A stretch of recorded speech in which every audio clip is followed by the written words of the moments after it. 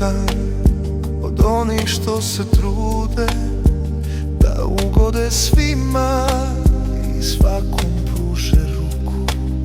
Tad znaj da kao Sizif tegliš tuđe breme i konja kad posustane po leđima tuku. I onda što je sreća kome ruke pruža, zašto uvijek ona drugome se smije. I znam da čak i zemlja oko sunca kruži, al tuđa sreća zimi jako slabo grije. I opet tu si kada treba da se vuče, i kao pas ćeš gazdi poljubiti ruku.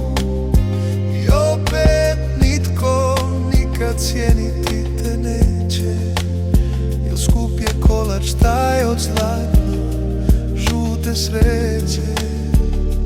Pa se zapitaš i onda što je sreća kome ruke pruža, zašto uvijek ona drugome se smije.